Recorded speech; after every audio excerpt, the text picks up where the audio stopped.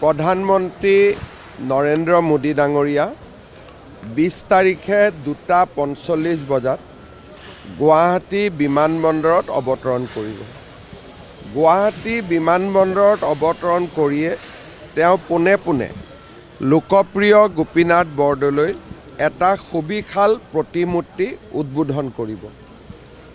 বৰদলৈ ডাঙৰীয়াৰ আমি কিমান ফুট 80 ফুট উচ্চতাৰ আৰু বিখ্যাত স্থাপত্যবিদ ৰাম চুটাৰে নিৰ্মাণ কৰিছে, যোনে লাচিত বৰফুকনৰ ষ্টেচু নিৰ্মাণ কৰিছিলে। 80 ফুট উচ্চতাৰ লোকপ্ৰিয় গোপীনাথ বৰদলৈৰ প্ৰতিমূৰ্তি উদ্বোধন কৰিব।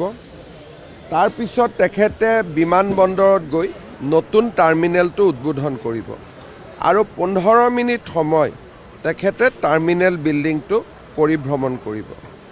টাৰ্মিনেল বিল্ডিং পৰিভ্ৰমণ কৰি তেখেতে এই স্থানলৈ আহিব আৰু ইয়াত ৰাজহুৱা সভাক সম্বোধন কৰিব।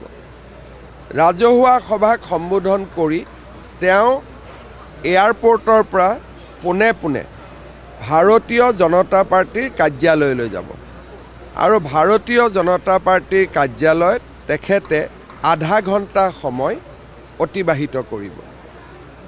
দিনটোৰ কাৰ্যক্ৰম শেষ হ'ব।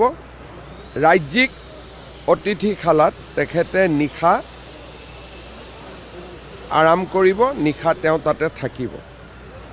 21 তাৰিখে ৰাতিপুৱা 8 বজাত ব্ৰহ্মপুত্ৰ নদীৰ ওপৰত চৰাইদেউ জাহাজত তেখেতে অসমৰ কিছু নিৰ্বাচিত ছাত্ৰ ছাত্ৰীৰ সৈতে পৰীক্ষা সম্পৰ্কীয় আলোচনা কৰিব।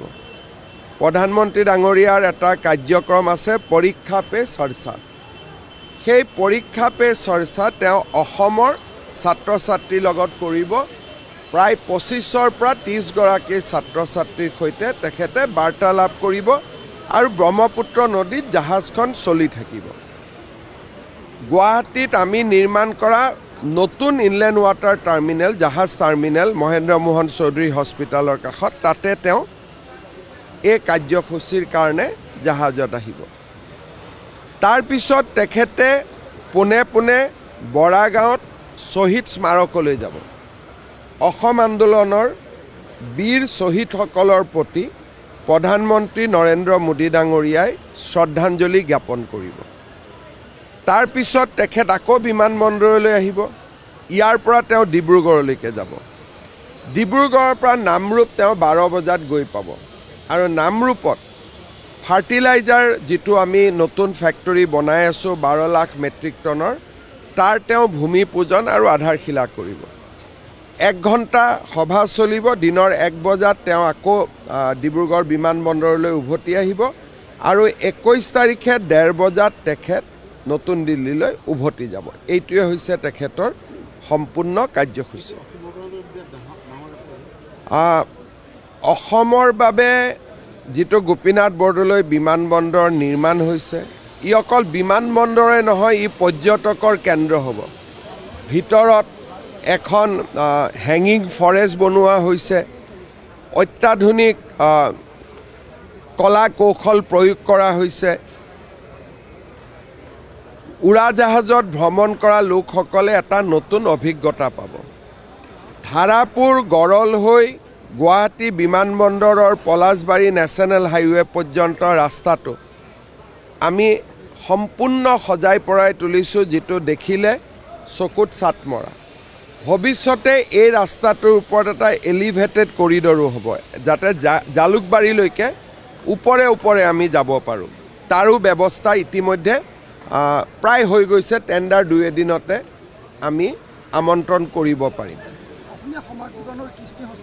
ইয়াতে গোটেই ভিতৰখন কাজিৰঙাৰ আকৃতিৰ পৰা অসমৰ কলা কৃষ্টি সংস্কৃতি গোপীনাথ বৰদলৈ গোটেই অসমীয়া ইয়াত গোটেই বাঁহ শিল্প আৰু আকৃতিটো হ'ল কপৌ ফুল। অৰ্কিড অসমৰ জাতীয় ফুল, গতিকে এই বিমানবন্দৰৰ আকৃতিটো হ'ল অৰ্কিড আৰু ব্যৱহাৰ কৰা হৈছে অসমৰ বাঁহ। গতিকে ইয়াত সোমালে নিজকে গৌৰৱী অসমীয়া যেনেই লাগিব।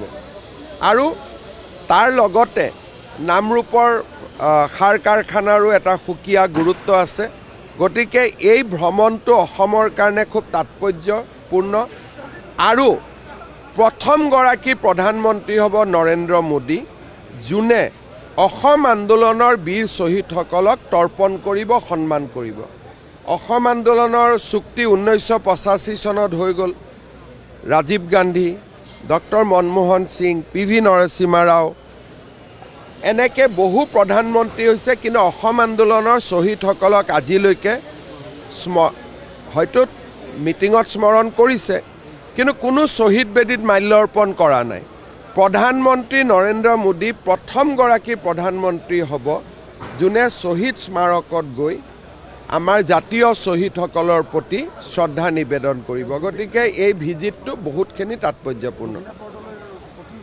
গোপীনাথ বৰদলৈৰ প্ৰতিমূৰ্তি আগতে ইমান ডাঙৰ প্ৰতিমূৰ্তি নাছিল 80 ফুটৰ উচ্চতাৰ প্ৰতিমূৰ্তি যি উদ্বোধন হ'ব